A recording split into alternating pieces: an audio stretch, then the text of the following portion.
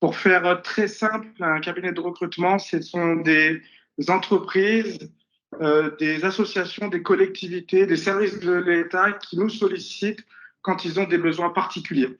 Donc, on va chercher des compétences qui ne sont a priori pas présentes, enfin, en tout cas que ces clients n'ont pas été capables de trouver. On va les aider, les accompagner pour les trouver. Donc, je voulais faire un petit focus et pour vous permettre de bien comprendre ce que les employeurs à Mayotte recherchent. Toutes les personnes qui connaissent Mayotte seront forcément prioritaires aux yeux de n'importe quel employeur à Mayotte. Quelqu'un qui m'envoie son CV tout de suite, j'ai un poste pour lui. Dans le BTP, des directeurs immobiliers, des directeurs du patrimoine, des conducteurs de travaux, des chefs de chantier, des techniciens de bureau d'études, des techniciens froids, sur des postes techniques, des responsables techniques, des responsables d'exploitation, des conseillers techniques dans l'automobile, des électromécaniciens, je prends. Dans le social et la santé, des chefs de service, des directeurs de pôle social, des directeurs de crèche, des éducateurs de jeunes enfants, des accompagnateurs sociaux. Dans l'informatique, on cherche des chefs de projet, des consultants en assistance à maîtrise d'ouvrage, des webmasters, des développeurs web. Sur la partie commerciale, des directeurs de magasins. La liste est assez longue. Peut-être s'il y a encore un dernier focus sur les fonctions support, les RRH, DRH, DAF, responsables administratifs et financiers, les contrôleurs de gestion, les comptables, les experts comptables. Enfin, vous comprenez que la liste est longue des besoins. Je vous ai vraiment cité les postes pour lesquels je reçois un candidat, je le recrute immédiatement. On va me poser la question de, mais si je n'ai pas d'expérience, je vous dis que même si vous n'avez pas d'expérience dans ces domaines, il est très, très probable que l'on vous trouve une solution. Donc, il ne faut pas hésiter. Pour les étudiants qui n'ont pas encore choisi leur voie, piocher dans ce qu'on vient de citer. Pour ceux qui sont déjà dans ce domaine, n'hésitez pas, regardez ce qui se passe et regardez sur nos sites, sur le site de mes confrères. Assurément, vous trouverez des choses intéressantes. Et pour ceux qui envisagent des réorientations, voilà la direction qu'il faut donner si vous avez un projet de retour vers Mayotte. Voilà. J'espère que Namour, tu as apprécié ce retour en image d'il y a 2 ans. C'était ce que tu nous disais. Il y a 2 ans, il y avait une liste super longue, presque infinie de postes de métiers qui recrutent à Mayotte. La question que nous avons envie de te poser, c'est est-ce que c'est toujours d'actualité? C'est pire? C'est mieux? Qu'est-ce qui s'est passé depuis? Est-ce que ça s'est amélioré? Tu as la parole pour nous faire un petit topo sur les métiers qui recrutent et comment trouver le bon job à Mayotte.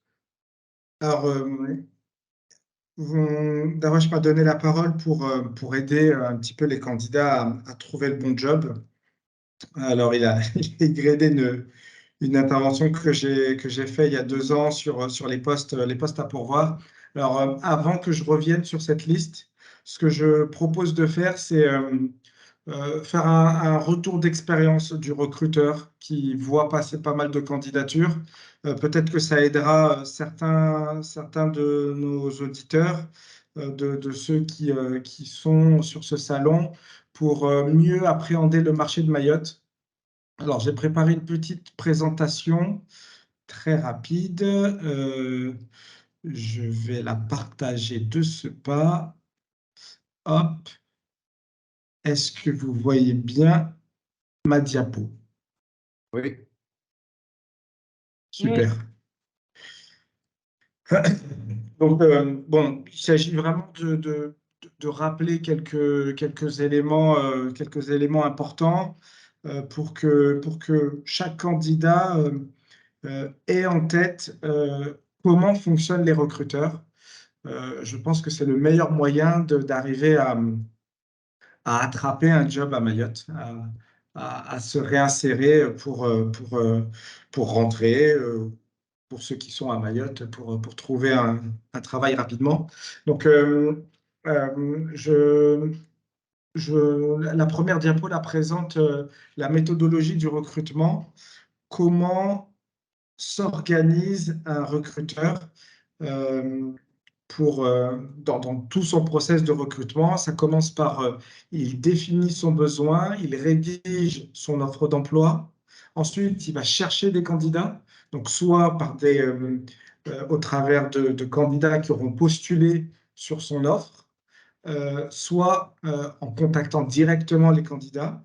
Ensuite, quatrième phase, c'est cette phase d'entretien et d'évaluation où on va s'assurer en tant que recruteur de savoir est-ce que la personne a les compétences recherchées, a les diplômes recherchés, les certifications recherchées, et surtout, et c'est ce que beaucoup de candidats ont tendance à oublier, est-ce qu'on a envie de travailler avec la personne? Est-ce que le candidat a envie de travailler avec l'entreprise? Et c'est pour ça que cette discussion, j'ai parfois des questions de candidats qui me demandent pourquoi faire un entretien, j'ai tous les diplômes, j'ai de l'expérience. En fait, peut-être que toi, candidat, tu n'as pas envie de travailler avec ce patron-là, cet employeur-là, et peut-être que réciproquement, cet employeur n'a pas envie de travailler avec toi, mais peut-être qu'au contraire, vous êtes fait pour travailler ensemble, et c'est ce que doit vérifier, entre autres, ces entretiens et ces évaluations. Il y a une cinquième phase de contrôle des qualifications et des références. Alors, j'insiste un petit peu sur cet aspect pour bien sensibiliser ceux qui nous écoutent sur le fait que quand vous quittez une entreprise, ce n'est jamais vraiment terminé. Euh, Vous êtes plus ou moins lié à elle, puisque l'entreprise apparaît sur le CV. Donc, avec votre accord, logiquement, l'employeur vous demande l'autorisation de rentrer en contact avec vos précédents employeurs pour lui demander quel est son ressenti, comment est-ce que vous avez travaillé, comment la collaboration s'est faite entre l'employeur et le candidat. Donc, c'est, on a pas mal de cas de candidats qui se disent, bon, ben voilà, c'est passé, c'est fini. Et puis, bon, je pars dans de mauvaises conditions, même si la collaboration s'était plutôt bien passée. C'est dommage, je dis, on est dans le milieu professionnel. Tout ce que l'on fait partie de notre carrière, fait partie de notre curriculum vitae, notre CV. Il est important d'adopter une attitude euh, positive, professionnelle, constructive avec l'ensemble des employeurs avec qui on collabore. Ceci étant dit, ça n'empêche pas, ça ne doit pas empêcher, si ça peut l'empêcher, tant mieux, mais ce que je veux dire, c'est qu'il peut arriver que la collaboration avec un employeur ou un candidat se passe pas bien. C'est des choses qui arrivent, mais ce sont des choses aussi qui s'expliquent aux employeurs suivants. C'est pas parce que ça s'est mal passé à un moment, vous avez sûrement des justifications que vous pouvez apporter, et c'est quelque chose que les recruteurs comprennent tout à fait. Ensuite, il y a cette phase euh, alors, présentation des candidats, non pas tout à fait, mais plutôt directement cette prise de poste qui est la partie intégration sur le poste. Je vais détailler certaines phases pour que ceux qui nous écoutent identifient bien où est-ce qu'ils peuvent récupérer des indices pour gagner en force de persuasion auprès de l'employeur. Donc, la première des choses, dans mon descriptif, vous avez vu que j'ai parlé que l'employeur diffuse son offre d'emploi. C'est ce que Pôle emploi fait. C'est ce que le salon en ligne, les différents stands que vous avez, vous consultez des offres d'emploi. Il faut savoir déchiffrer cette offre d'emploi. Dans l'offre d'emploi, on a l'intitulé du poste qui est très importante. On a, pour ceux qui étaient là depuis le début de ce webinaire ont pu voir que nous, par exemple, on a reçu une trentaine de candidatures. Euh, la majorité ne correspondent absolument pas à l'offre. C'est dommage parce que ça renvoie auprès de nous, recruteurs, une mauvaise image. Il n'a pas lu l'offre. Il s'est contenté d'envoyer le profil en se disant, bah, le recruteur, il verra bien où est-ce qu'il me met. c'est dommage parce que ça traduit, en tout cas nous, on va se dire, bah, peut-être qu'il n'avait pas envie de lire, peut-être que, en tout cas, ça traduit un côté négatif et c'est dommage. Et il y a des catégories qui sont faites pour ça. Si jamais vous avez des offres qui ne correspondent pas à votre profil, euh, euh, vous avez la possibilité d'envoyer des candidatures spontanées. Et quand on va vers les candidatures spontanées, on va avec un état d'esprit différent. Qu'est-ce qu'on peut faire de lui? Quand on va vers une annonce, on est orienté sur cette annonce. Quand je cherche un contrôleur de gestion, si j'ai quelqu'un qui est technicien en maintenance, bon, j'ai beau être ouvert d'esprit, bienveillant, vouloir essayer d'aider le candidat, mais là, c'est deux postes qui sont complètement incompatibles, je ne peux rien faire. Donc, c'est vraiment important de faire attention euh, sur enfin, comment est-ce qu'on transmet sa candidature à l'employeur. Et donc, il y a un certain nombre d'autres éléments, donc le lieu de travail, les missions et responsabilités, les qualifications, le type de contrat de travail, et la rémunération, très importante. Donc, tous ces éléments, en général, font partie de l'offre. Oui, j'ai mis une offre d'emploi type. Donc, essayez de localiser dans l'offre d'emploi, prenez le temps de lire, essayez de localiser les éléments que le recruteur va recherche. Et du coup, c'est ce qui va attirer son attention sur votre candidature. C'est vraiment important de raisonner comme ça. Je travaille avec beaucoup de responsables de ressources humaines. Certains sont présents dans cette conférence et pourront témoigner s'ils le souhaitent. Mais on reçoit, sur certains postes, on reçoit beaucoup de candidatures. Et c'est clair qu'aujourd'hui, si je recherche un assistant de direction, je vais avoir 50 candidatures. J'ai la première candidature qui arrive qui me dit responsable administratif ou assistant administratif. Et j'ai une deuxième candidature juste après, c'est écrit assistant de direction. Quand j'en ai 50, assistant administratif, je ne vais pas passer de temps dessus, malheureusement.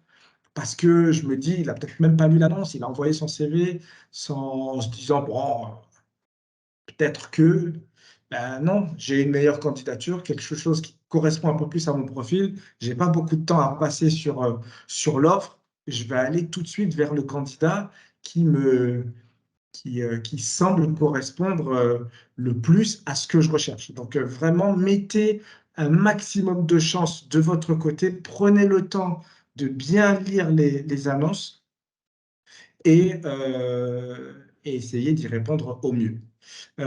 J'ai passé rapidement une partie contrat. La plupart des contrats existent aujourd'hui à Mayotte. CDI, CDD, les contrats d'intérim existent à Mayotte. Le portage salarial est quelque chose qui arrive seulement. C'est nouveau. Alors, pour l'instant, il n'y a pas de société de portage salarial à Mayotte, mais c'est quelque chose qui va arriver. N'hésitez pas à vous rapprocher vers nous ceux qui souhaitent travailler absolument en portage salarial. Nous avons des solutions pour vous. Mais voilà, la plupart des contrats existent.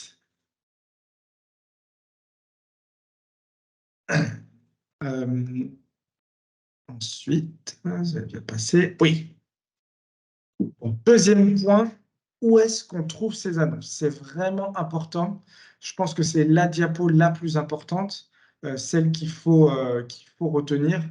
Donc, vous avez votre CV est prêt. Euh, Où est-ce que vous allez trouver les offres d'emploi? J'ai listé un panorama de, de, de zones où vous pouvez trouver ces offres d'emploi. Le premier, c'est ce qu'il y a ici, ce sont les job boards et les réseaux sociaux. Donc, j'ai cité Pôle emploi, j'ai cité l'APEC, je cite Indeed, qui sont principaux référenceurs des offres d'emploi pour Mayotte. Clairement, avec ces trois job boards, donc job board, c'est une plateforme qui diffuse des offres d'emploi, vous aurez l'essentiel des offres d'emploi à Mayotte. J'ai cité ici LinkedIn. LinkedIn est un réseau qui prend de l'ampleur. On en a déjà parlé dans les précédents job dating. N'hésitez pas à faire un profil, créer votre profil, mettre à jour votre profil sur LinkedIn. De plus en plus de recruteurs, encore une fois, pour échanger avec les RH. Ils ont souvent la même démarche que nous, recruteurs de cabinets de recrutement. On reçoit le CV, le CV nous intéresse, on va voir sur LinkedIn quelles sont ses interactions avec ses précédents employeurs, quelle est la qualité de son profil, la présentation de son profil sur cette plateforme. C'est vraiment un outil qu'on utilise beaucoup. Et le candidat qui est présent, c'est un atout indéniable. Donc, n'hésitez pas à bien avoir ce réseau en tête. J'en ai cité d'autres avec des job boards, disons, un peu moins visibles à Mayotte. Euh, vous pouvez les utiliser, mais clairement, les trois premiers cités, Pôle emploi, APEC, Indeed, je rajoute LinkedIn, qui est un job board, qui est un réseau social. Ceux-là sont clairement les quatre réseaux plébiscités à Mayotte. Et j'en rajoute un dernier qui est spécifique à Mayotte, qui est en développement, qui s'appelle mayotte-recrute.fr et qui du coup est dédié Mayotte. Là, vous aurez également des offres d'emploi de Mayotte avec un atout par rapport au premier cité, c'est qu'il géolocalise les offres d'emploi sur l'île. Donc, Mayotte Recrute est un partenaire avec qui l'on travaille de manière très proche. Euh, et justement, on lui souffle un petit peu les besoins et les manques qu'il pourrait y avoir à Mayotte. Et il y a du coup cette nouvelle fonctionnalité qui est la géolocalisation des offres d'emploi sur l'île, qui peut être un atout pour essayer de trouver un, un poste près de son domicile. Après les job boards, on a les agences d'intérim. Donc, j'en ai cité quelques-unes ici, Proman, Adecco, Placidum. Il y a Randstad également, il y a Eureka. Enfin, voilà, il y en a un certain nombre. N'hésitez pas à vous référencer auprès d'elles aussi lorsque vous cherchez des missions d'intérim, puisque ce sont des structures qui sont parfaitement au fait, évidemment, des besoins des entreprises de Mayotte et qui sauront vous conseiller et vous accompagner dans cette recherche d'emploi. Les cabinets de recrutement, donc comme nous, Maestria, on est, on est pourvoyeur de contrats quasi exclusivement en CDI. Alors, on a une spécialité qui est plutôt du personnel expert technique ou encadrant, donc les cadres, les managers et les top managers. Euh, mais on est là aussi, on est là pour accompagner les plus jeunes, on est là pour les conseiller, un petit peu le temps que je prends aujourd'hui pour expliquer un petit peu comment bien postuler, comment se localiser dans le nuage de possibilités qu'offre Mayotte. Donc, n'hésitez pas à contacter directement ces types de cabinets de recrutement qui peuvent vous être d'une grande aide pour essayer d'y voir un peu clair dans ce qui est possible. Euh, les salons et événements, donc ma collègue de Pôle emploi en a parlé, il y a régulièrement des job dating qui sont organisés. Je peux vous annoncer en avant-première qu'il y a un salon de l'emploi qui est en préparation, qui devait avoir lieu avant la fin de cette année et qui est reporté pour diverses raisons pour 2024. On part sur une date de mars 2024, mais la date exacte vous sera communiquée et ce sera un salon à la fois physique et en ligne pour vous aider toujours un peu plus à identifier les opportunités possibles à Mayotte parce qu'il y en a beaucoup. Euh, je vais parler de deux derniers points, c'est les viviers et la cooptation, pour que vous compreniez ce que j'entends par là. Vivier, c'est d'envoyer des candidatures spontanées directement à des entreprises. Donc là, ce que je vous recommande, c'est vraiment donc d'une part auprès des cabinets de recrutement et des agences d'intérim, mais surtout auprès des entreprises qui correspondent à votre spécialité. La première chose que fait un recruteur quand il a un besoin, c'est qu'il regarde dans les CV qu'il a déjà reçus. Si jamais il n'a rien là-dedans, c'est à ce moment-là qu'il va diffuser l'offre d'emploi.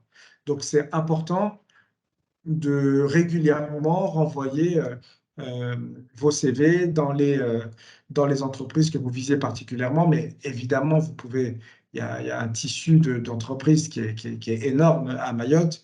On parle de plusieurs centaines d'entreprises. Donc, vous ne pouvez évidemment pas envoyer votre CV à tout le monde systématiquement. Et c'est en cela que les cabinets de recrutement et les agences d'intérim peuvent être un relais. Donc, n'hésitez pas à renouveler vos profils sur la plateforme. Et la cooptation, alors je parle de cooptation et pas de piston. La cooptation, c'est véritablement euh, le fait de regarder votre CV pour vos compétences et de le mettre en avant auprès du recruteur qui a des besoins. Donc, n'hésitez pas à mobiliser votre réseau pour ce dernier point.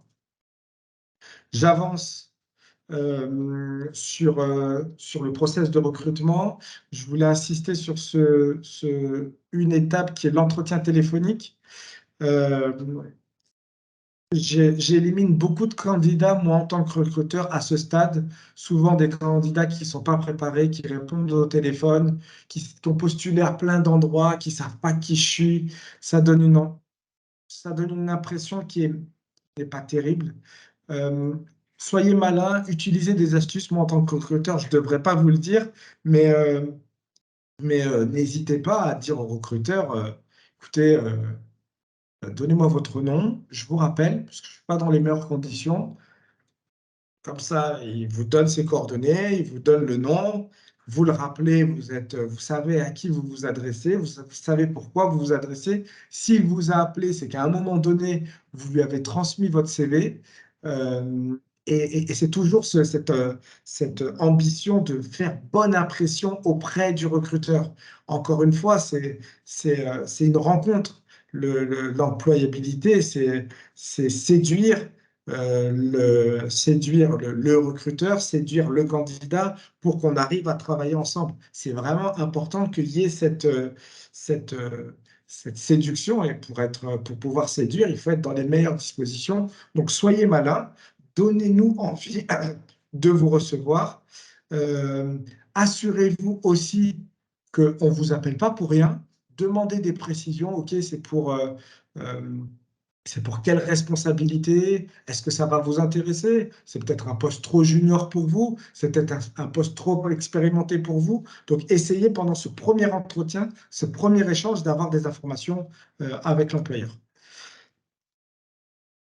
Autre écueil à éviter, c'est préparer son entretien physique. Donc, je vais pas m'étendre trop longtemps dessus euh, je sais que mon ami Azim Akbar Ali va vous faire une présentation un peu plus détaillée de comment préparer son entretien, mais c'est vrai que c'est vraiment important. Il y a des éléments qui sont fondamentaux d'arriver en entretien en sachant pour quel poste on postule, en sachant qui est l'entreprise, en ayant pris des informations sur l'entreprise, en étant à l'aise, en étant à l'écoute surtout. Surtout, il faut écouter. On vous demande de vous présenter. On vous demande souvent des modalités de présentation. Présentez-vous de manière détaillée. Donc là, il faut rentrer dans le détail de chaque expérience. Présentez-vous de manière très courte. Donc, il faut écouter ce que l'employeur demande. C'est vraiment un signe de motivation, d'envie et un signe prometteur pour l'employeur en disant, bon, bah, lui, je vais arriver à discuter avec lui, il écoute ce que je lui dis et il fait déjà ce que je peux être amené à lui demander demain. Je vous ai mis ici une grille pour aussi comprendre comment peuvent fonctionner les recruteurs. Vous voyez, souvent, on a cette grille d'évaluation et on coche les cases quand on trie les CV, quand on vous rencontre en entretien, quand on a les entretiens téléphoniques, et on coche, on se dit, est-ce qu'il a le bon diplôme? Est-ce qu'il a l'esprit d'équipe? Est-ce qu'il est à l'écoute? Donc, euh, ayez conscience que tout ce qu'on est en train de dire ici, c'est vraiment des éléments enfin, on ne vous le dit pas pour faire joli, c'est vraiment des éléments que les recruteurs utilisent pour vous choisir ou pas vous choisir, vous éliminer. Et dernier point, c'est la décision finale.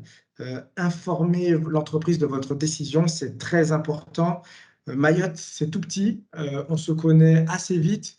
Les candidats qui se disent bah, de toute façon, je ne vais pas travailler avec eux, bon, ils ne m'ont pas plu, je ne réponds même pas ou je ne réponds pas bien. Ça arrive, on a parfois des réponses qui sont surprenantes. Euh, Mayotte est petit, on peut parler de vous assez facilement, assez rapidement, et surtout, aujourd'hui, vous n'avez pas eu un feeling avec une entreprise, ça ne veut pas dire que dans 2 ans, bah, peut-être que la direction aura changé, peut-être que vos objectifs auront changé, et que cette entreprise-là, vous en aurez besoin. Et je vous assure que un recruteur qui reçoit écoutez, merci pour l'intérêt que vous avez eu pour mon profil, mais malheureusement, je vais devoir refuser votre offre, mais peut-être qu'un jour, on sera amené à collaborer. Moi, ce CV, je le mets dans un coin et je lui dis, lui, je le recontacterai peut-être un jour si j'ai des occasions. Celui qui ne me répond pas bien, bon, bah, il y a peu de chances que j'ai envie de le recontacter dans dans les années, dans les mois à venir. Donc voilà, faites attention également à ce point-là. Euh, c'est vrai, j'avais un point sur l'intégration au sein de l'entreprise, puisque la, la, la collaboration commence par l'intégration et c'est la fin du processus de recrutement. Ne négligez pas aussi ce point d'intégration dans vos entreprises. En général, à votre arrivée, vous aurez un certain nombre de choses qui seront préparées pour vous. N'hésitez pas à les demander. Donc, je pense au contrat de travail, à un livret d'accueil, à avoir votre matériel et votre espace de travail. N'hésitez pas à demander des visites de l'organisation pour bien comprendre dans quel environnement vous arrivez. N'hésitez pas à aller à la rencontre des collaborateurs. Clarifier les objectifs, c'est très, très important.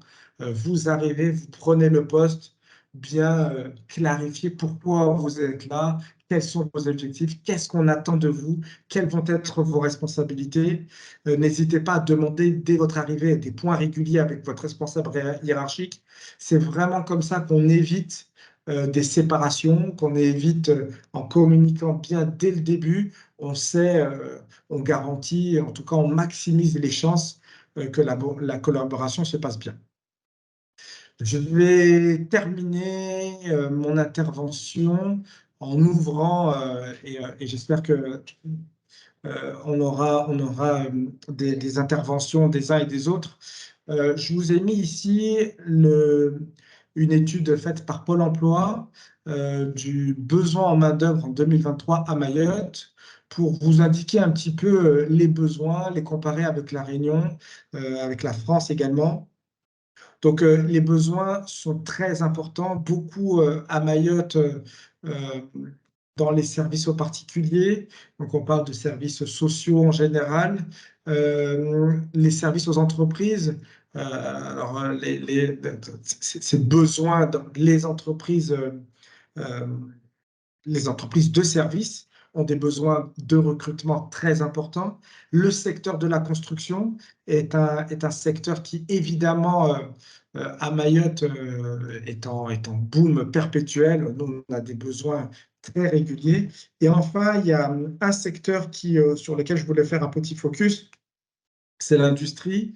qui va en grandissant. On a de plus en plus de besoins de responsables de production, d'ingénieurs méthodes, de dessinateurs projeteurs, des métiers qu'on ne voyait pas il y a 5 6 ans et qu'on voit de plus en plus qui arrivent à Mayotte. Donc voilà, petit premier graphique qui donne une idée des types d'entreprises qui recrutent. Donc beaucoup dans les services, ça représente clairement plus de 60%, soit aux particuliers, soit aux entreprises. Le secteur de la construction, gros euh, recruteurs sur l'île. L'industrie de plus en plus et le commerce. Mais ça a toujours été le cas. Ça a même tendance un petit peu à baisser à Mayotte. Euh, Ensuite, j'ai fait du coup par type de compétences recherchées, toujours à partir des mêmes sources de Pôle emploi. Donc, un premier besoin qui saute aux yeux, c'est effectivement les besoins en santé, donc les besoins.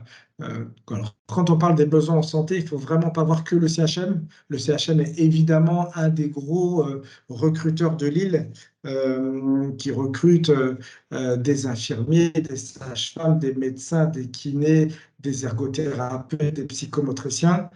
Mais ça va bien au-delà. Il y a un tissu associatif qui est très important. Alors, parmi la liste que j'ai égrenée en 2001, je pourrais l'égrener à nouveau dans les métiers de la santé et de l'action sociale. On a encore d'énormes besoins côté crèche, par exemple. Donc, il y a des structures privées, des structures associatives, des structures qui appartiennent à des collectivités, des mairies notamment, qui recrutent. Donc, c'est des profils auxiliaires de puériculture, très, très demandés. C'est des postes, la phrase que tu aimes bien, Darwesh, je reçois le CV tout de suite, j'ai un poste tout de suite à proposer. EJE, éducateur de jeunes enfants, directeur de crèche.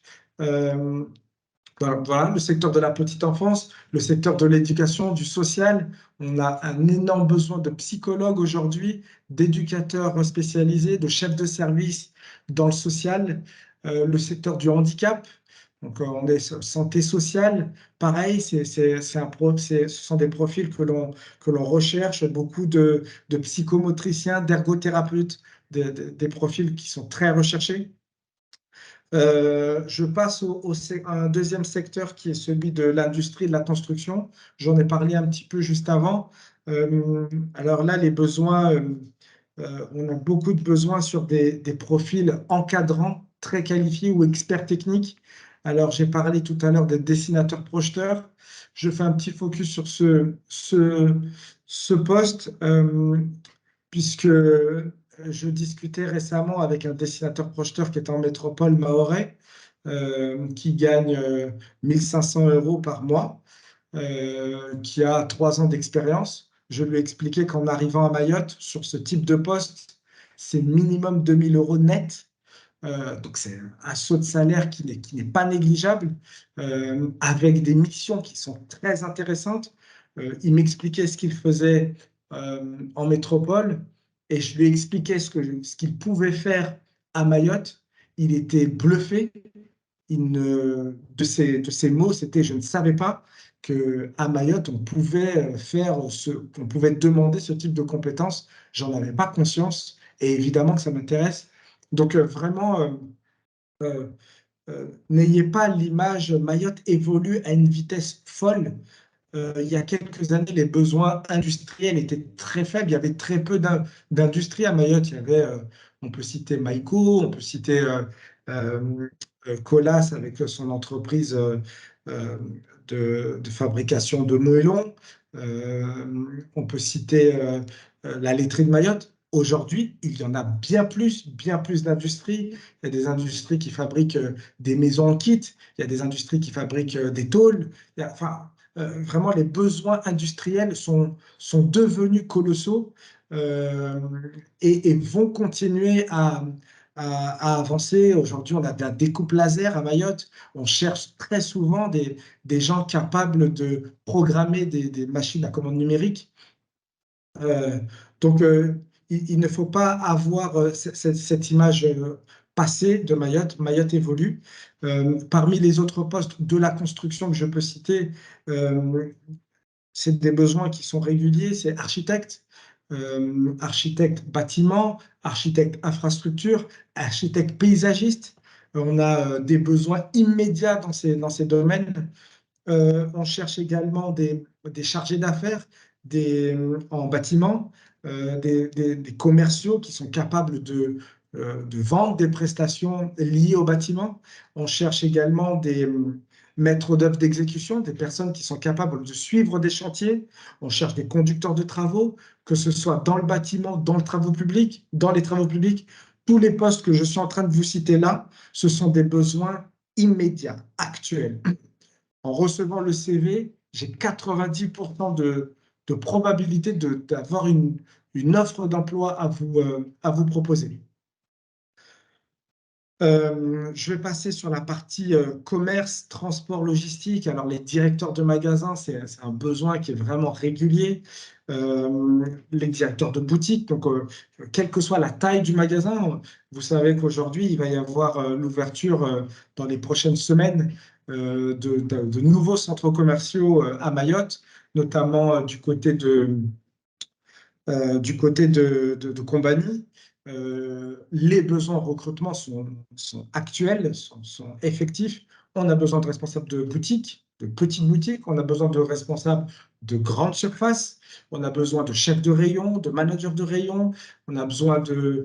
Enfin, voilà, les postes sont nombreux dans le commerce et ça me permet d'aller aussi sur les fonctions support de ces différents secteurs. Alors, un des domaines qui est le plus demandé, c'est évidemment les fonctions financières, donc tout ce qui est contrôleur de gestion, comptable, responsable administratif et financier, chef comptable. C'est des besoins qui sont immédiats, encore une fois. Dès qu'on a le CV, il y a de grandes chances qu'on ait quelque chose à vous proposer. Alors, je passe rapidement sur les métiers loisirs, tourisme, agriculture, pêche, communication, informatique.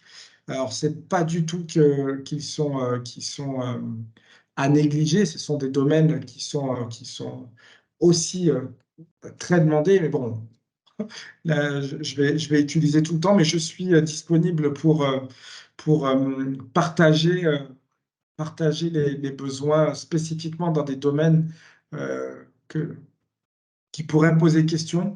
En tout cas, c'est clair que ce sont des domaines qui recrutent.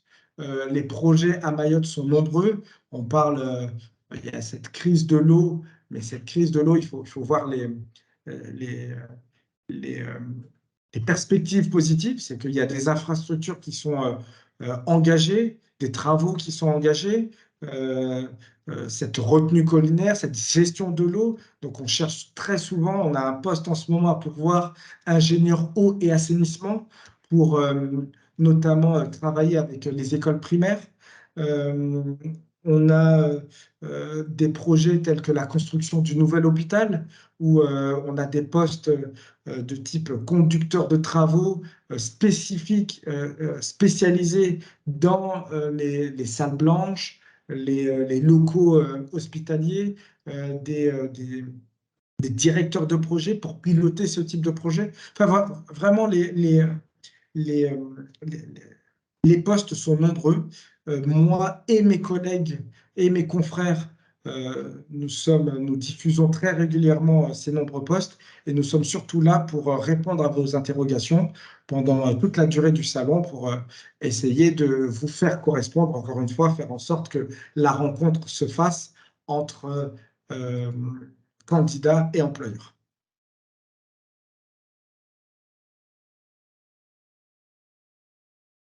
Darwesh, oui, si jamais tu veux reprendre, la parole est à toi. Euh, non, mais c'est difficile de toujours de rentrer après toi. C'est tellement exhaustif que plus de questions. On a eu toutes les réponses dans ta présentation, mais je vais laisser la parole aux participants. Si quelqu'un a des questions à poser à Namour ou si vous voulez apporter des compléments d'information sur ce qu'il vient de présenter, sur comment trouver le bon job à Mayotte.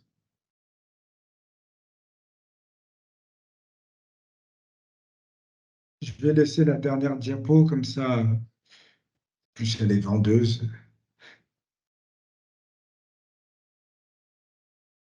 Oui, bonjour Zahara. Bonjour Darwesh. Zahara, Oui, oui. oui. J'ai juste une question à poser à M. Zidini par rapport, parce que j'ai entendu la parler de la petite enfance et je voulais savoir côté gériatrie, la gérontologie, est-ce qu'il n'y a pas de recrutement par rapport à ça? Comment ça se passe? Est-ce qu'il il y a des propositions de ce côté-là ou pas? Oui, alors la réponse est très claire. Oui, il y a des besoins. Alors, c'est une excellente question parce que ça traduit un petit peu ce que je disais au sujet de l'évolution des besoins à Mayotte. Il y a une dizaine d'années, il y avait très peu de demandes sur des postes d'auxiliaire de vie, très très peu. Et là, ces 5 dernières années, il y a pas mal de structures qui ont vu le jour, qui s'occupent de nos anciens, qui s'occupent, qui envoient notamment des professionnels de l'aide à la personne au domicile des personnes âgées, ce qui suppose qu'il faut non seulement des profils d'auxiliaires de vie notamment, mais il faut aussi des profils d'encadrants dans le métier du social, dans le métier de la gériatrie. Donc clairement, oui, ce sont des besoins qui vont croissant, qui sont réels aujourd'hui à Mayotte. Alors, la petite enfance a quand même une longueur d'avance. Les besoins dans la petite enfance sont absolument incroyables, mais les besoins dans le secteur de la gériatrie ne sont pas en reste. Et il est clair que ça va aller en augmentant dans les années à venir. J'espère que ça répond à ta Oui, question, Zahra. oui, je vous remercie pour ce retour. Merci beaucoup. Mais si je reprends aussi ce que tu nous as dit tout à l'heure dans la présentation des sources de l'information, où trouver ces métiers qui recrutent, tu nous avais présenté les trois espaces qui sont Pôle emploi, APEC et Indeed, c'est ça? C'est sur C'est ça, Internet qu'on peut trouver leur contact, le lien? c'est ça. En fait, Et, tout- et, et, tu fais bien de et tous revenir ces sur métiers, ce on point. peut les trouver. Oui. Pardon, je n'ai pas entendu, excuse-moi. Et donc, tous les métiers que tu as cités seront listés là, on pourra les trouver. Exactement. Ce sont d'expérience les plateformes les plus utilisées. Donc, il y a ces trois plateformes qui sont d'envergure nationale. Pôle emploi, la plateforme de l'APEC pour les cadres et Indeed qui rassemble un petit peu tous les besoins. Ce sont des plateformes nationales. Ensuite, il y a cette plateforme Mayotte Recrute qui est nouvelle, qui doit aider à, à recenser notamment les besoins en alternance qui ne sont pas forcément facilement identifiables sur les trois premières citées. Donc le besoin des entreprises en alternance, en stagiaire, mais pas que, évidemment, tous les autres besoins.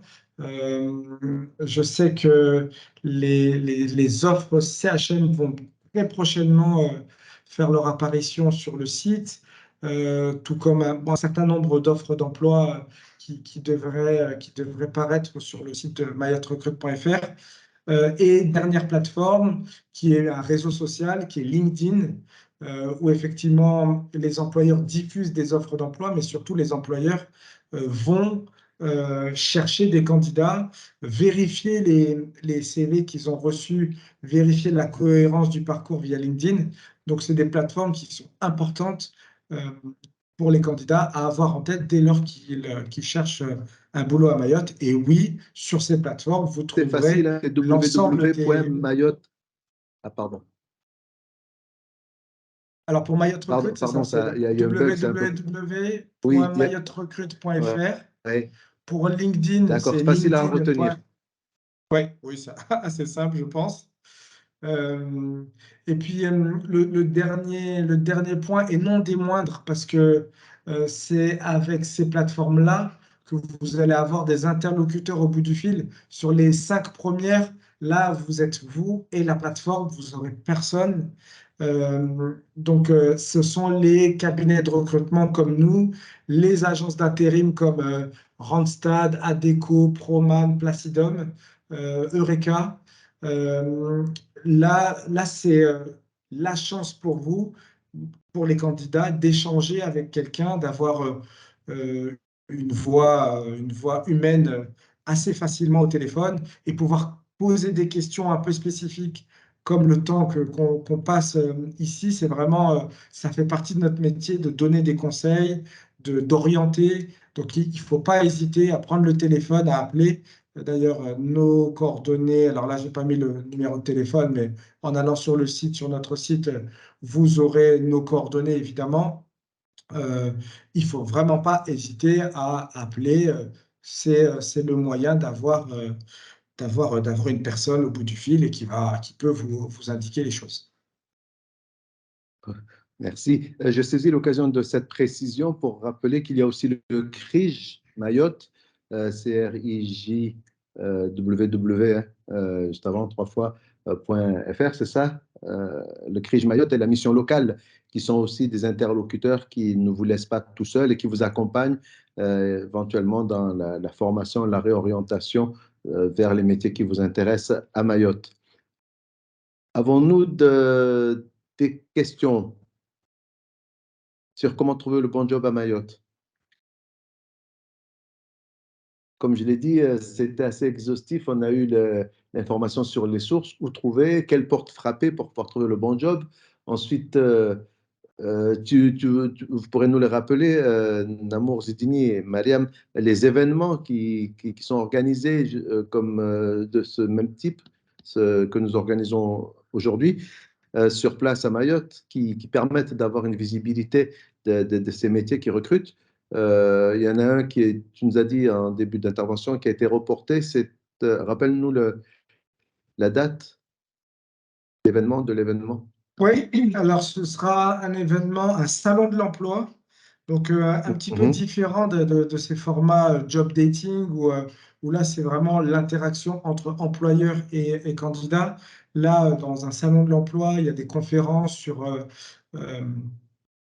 par des spécialistes, des focus sur des métiers pénuriques à Mayotte. Il y a des tables rondes, des ateliers. C'est à la fois en présentiel, mais également en distanciel, à travers un salon en ligne. Les entreprises qui sont représentées dans ces salons de l'emploi sont très nombreuses en général. Là, on est en train de partir sur au moins une trentaine d'organisations différentes, entreprises du secteur privé comme entreprises du secteur public. Et l'événement aurait lieu en mars 2024, si tout va bien. À confirmer, vous aurez les précisions dans les prochaines semaines, je pense, une fois qu'on aura fixé à la date avec nos co-organisateurs, qui sont notamment la CCI de Mayotte, donc la Chambre de commerce et d'industrie de Mayotte, qui est co-organisatrice avec nous, et puis un certain nombre de partenaires, dont Pôle emploi, dont l'ADIM, dont le conseil départemental. Donc il faut que, évidemment, ce sont des décisions collégiales. On attend quelques confirmations. L'ADTM aussi pourrait faire partie des partenaires. Donc l'ADTM, c'est l'agence du d'attractivité et développement, de de développement. l'attractivité, du tourisme, c'est ça, de Mayotte. Oui, c'est ça. Donc, il pourrait également être partie prenante de ce salon. Donc, on attend des confirmations avec les uns et les autres pour communiquer sur la date finale. On relaiera sans faute. Mais avant ça, Mariam Chanfi nous disait qu'en octobre, je n'ai pas noté. Oui, donc Merci de nous la rappeler, Mariam, s'il te plaît, du job dating. Comment? Alors, c'est le 11 octobre parce qu'en fait, comme au national, on a la semaine du BTP et pour Mayotte, nous, on a déterminé la date du 11 octobre avec la fédération du BTP de Mayotte, la FMBTP. D'accord. Après, il y a d'autres Ça a événements. Là, coupé, je l'ai pas. il y a des événements pour un public qui ont la RQTH, la reconnaissance comme travailleur handicapé, fin novembre. Et pareil, en novembre, on a aussi un événement qui s'intitule DSVE, du stade vers l'emploi. Ça, c'est on fait avec, on avait fait avec le comité de l'athlétisme, on a fait avec le comité de rugby. En fait, c'est une activité physique et recrutement par la suite. Donc, où c'est sous forme d'anonymat, chacun se met un maillot, à la fois les demandeurs d'emploi et les employeurs. Et ça permet aux employeurs de détecter les savoir-être de candidats. Et derrière, l'après-midi, on a la phase job dating. Donc, il y a plein d'événements dans ce sens pour en faveur des employeurs, en faveur des recruteurs sur Mayotte. Nemours, tout à l'heure, l'avait évoqué les pourcentages en fait du BMO, les chiffres du BMO. BMO, c'est en fait le besoin de main-d'œuvre des entreprises à Mayotte. Ça, c'est en fait, c'est une enquête qui est faite auprès des employeurs directement qui répondent à ces questionnaires-là, leurs besoins en recrutement pour l'année ou pour les 6 mois à venir. Ça permet aussi, donc, en ayant ces statistiques-là, ça permet de travailler quels sont les métiers, quels sont les secteurs qui vont recruter les secteurs du demain. Donc, si les chiffres sont très, très parlants, donc, ça vous permet de vous orienter, ça vous permet de vous, parce qu'il y a des offres à Mayotte. Il y a des offres à Mayotte, il y a énormément d'offres à Mayotte. Ouais, merci de nous le rappeler. Donc, vous qui nous écoutez, on réalise qu'il y a effectivement beaucoup d'offres à Mayotte, elles sont spécifiques. Donc, à vous de vous positionner, à vous de vous rapprocher de Pôle emploi, de Maestria et de l'APEC et de tous les partenaires ici aujourd'hui présents ou pas pour pouvoir trouver le bon job à Mayotte. Nous sommes en avance sur notre temps, donc si vous avez des questions, n'hésitez pas. Alors, Darwesh, Sinon, si tu oui, me permets, je t'en en prie. attendant, donne la priorité. Évidemment, s'il y a des questions, j'y répondrai avec grand plaisir. Mais je vais profiter du temps où les questions se réfléchissent pour évoquer deux choses. Parce que j'ai parlé du fait que les candidats peuvent venir vers nous, cabinets de recrutement, agences d'intérim, etc., professionnels du recrutement en général, pour avoir des informations sur les postes à pourvoir, mais pas que. Les postes à pourvoir à Mayotte, mais pas que. Alors, la première chose, c'est qu'on peut également les orienter vers les organismes qui peuvent les aider à construire leur candidature. Alors, tu as évoqué le CRIJ et la mission locale, c'est clairement leur mission. On n'a pas évoqué cet aspect de mission de l'APEC.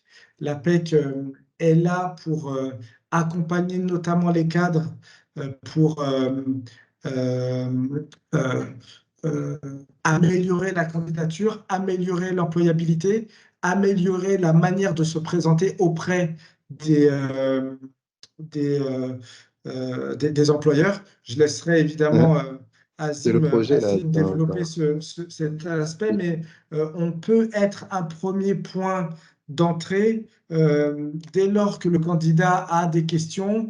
Il ne sait pas comment se positionner sur le marché, il ne sait pas, il n'a jamais fait ces démarches de prospection ou de recherche d'emploi ou de retour vers Mayotte. On est là pour à minima essayer d'y répondre et de l'orienter vers des gens dont c'est la spécialité, comme peut le faire l'APEC, comme peut le faire Pôle emploi, comme peut le faire Mission locale ou le CRIJ. Et la deuxième chose, c'est on est aussi un point focal non seulement pour les postes à Mayotte, mais pas que. On a aujourd'hui un certain nombre d'offres à pourvoir dans la région, que ce soit aux Comores, à La Réunion, à Madagascar, en Tanzanie, au Kenya. L'Est africain est assez, enfin, vous le savez tous, avec les projets, notamment les projets gaziers qui sont en cours, est une région absolument dynamique. Et nous, on est en collaboration avec ces territoires et on a de plus en plus d'offres, de besoins, de postes à pourvoir là-bas.